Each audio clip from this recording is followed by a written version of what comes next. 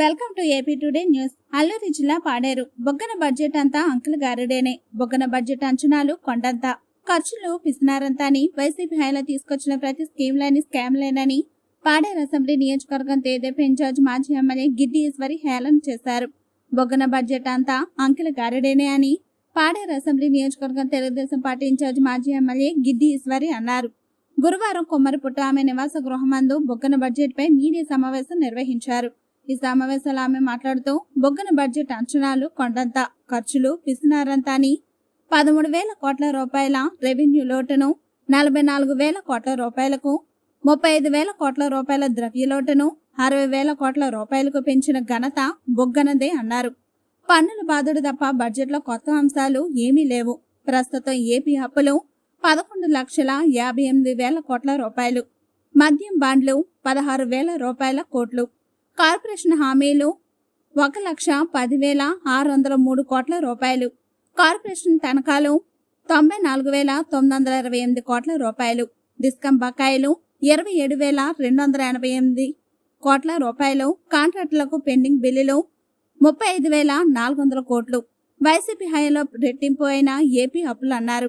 ఈ కార్యక్రమంలో బొక్క జగదీష్, సింహాచలం బర్సింగి శ్రీనివాసరావు తదితరులు పాల్గొన్నారు. మంచి విద్యను అందించి మంచి నాణ్యమైన పౌష్టిక ఆహారాన్ని పెట్టినటువంటి గొప్ప మనసు ఉన్నటువంటి చంద్రబాబు నాయుడు గారు మరలా ఈసారి పిల్లల్ని చదివించుకునే దానికి ఇంట్లో 2 ఉన్నా, 3 ఉన్నా, 4 ఉన్నా, 5 ఉన్నా 5 సంవత్సరాల నుంచి 18 సంవత్సరాల వరకు చదువుకునే ప్రతి పిల్లవాడికి కూడా సంవత్సరానికి 15,000 రూపాయలు రేపు అందించబోతున్నాం.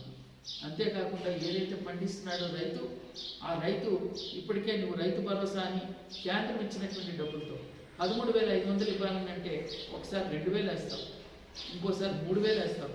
ఇలాగా కనీసం ఆ రైతు ఇప్పుడు మే నెలలో నువ్వు ఇచ్చేటటువంటి 13,500 వేసున్నా జూన్ నెలలో ఏదైతే ఏరువాకు వచ్చిందో ఆ ఏరువాకులో తను పండించే పంటకి ఆ డబ్బులు ఉపయోగపడతాయి. కానీ నువ్వు వేసేది 4 దఫాలుగా 5 దఫాలుగా వేసినట్టు లేదు, లేనట్టు లేకపోవడం వల్ల ఆ రైతు కూడా అప్పుల పాలైపోయాడు. ఈరోజు చాలా ఆర్థిక భారాన్ని మోస్తున్నాడు. అందుకని ఆ రైతు కోసం కూడా చంద్రబాబు నాయుడు గారు ప్రతి సంవత్సరానికి 20,000 రూపాయలు రైతు ఖాతాలో వేస్తానంటున్నారు. అంతేకాకుండా ప్రతి మహిళ ఈరోజు బస్ ఛార్జీలు పెంచి ఒక ప్రాంతం నుంచి ఒక ప్రాంతానికి వెళ్ళాలంటే చాలా ఆర్థిక భారం అవుతుంది. కనుక మహిళల కోసం ఉచిత బస్సు ప్రయాణాన్ని అల్లూరు సీతారామరాజు జిల్లాలో పెట్టబోతున్నారు. అది కాకుండా దీపం పథకం కింద గతంలో డ్వాక్రా గ్రూపులు పెట్టింది చంద్రబాబు నాయుడు గారే. వారికి దీపం పథకం మీద గ్యాస్ సిలిండర్లు, స్టవ్లు ఇచ్చింది కూడా చంద్రబాబు నాయుడు గారు. ఈరోజు ఇంకా ఇవ్వని వాళ్ళకి ఇస్తూ రేపు సంవత్సరానికి 3 సిలిండర్లు కూడా ఉచితంగా ఇవ్వడానికి తెలుగుదేశం పార్టీ సిద్ధంగా ఉంది. ఇది సంక్షేమం అంటే. గతంలో సంక్షేమం అంటే తెలుగుదేశం చేసినటువంటిది సంక్షేమం. ఈరోజు మధ్యలో వచ్చి నేనే పెద్ద సంక్షేమం చేస్తున్నానని గొప్ప చెప్పుకున్నటువంటి జగన్మోహన్ రెడ్డి ఈరోజు ప్రతి ఒక్కరు కూడా కంపారిజన్ చేస్తున్నారు. మీ ప్రభుత్వం ఎలా ఉంది, చంద్రబాబు నాయుడు గారి ప్రభుత్వం ఎలా ఉందని.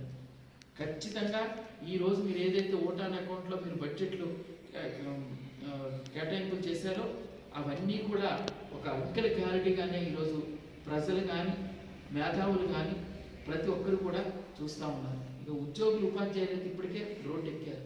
మీరు ఏదైతే సిపిఎస్ వారం రోజుల్లో రద్దు చేస్తామన్నారు, ఆ సిపిఎస్ తీయకపోగా ఆ మధ్యకాలంలో మళ్ళీ ఉద్యోగ సంఘాలతో కూర్చోబెట్టుకొని ఏదో మభ్య పెట్టినట్టుగా మీకు మళ్ళీ నేను జీతాలు పెంచుతామని, టీఆర్సీలు మళ్ళీ కమిటీ వేస్తామని చెప్తే ఒక ఉద్యోగులు, ఉపాధ్యాయులు ఇద్దరు నమ్మారు. ఇంకా ఎలక్షన్ వచ్చే టైంకి చేతులు ఎత్తున్నారని వలన ఈరోజు అందరూ కూడా రోడ్డు ఎక్కి మళ్ళా ధర్నాలు, దీక్షలు, ఉద్యమ బాట పట్టారు. అంతేకాకుండా ఏదైతే ఈరోజు నువ్వు నీ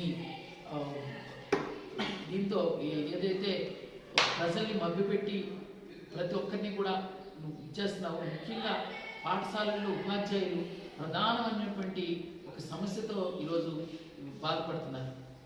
నాడు నేడంటూ బిల్డింగ్లు కట్టానన్నాం. అదే గ్రామాలలో ఆ స్కూల్ బిల్డింగ్లో 3, 4, 5 తరగతులు తీసేసి హై స్కూల్లో పెట్టడం వలన అది 1, 2 తరగతులకే పరిమితం అయిపోయింది. అక్కడ టీచర్స్ని కోల్పోయారు.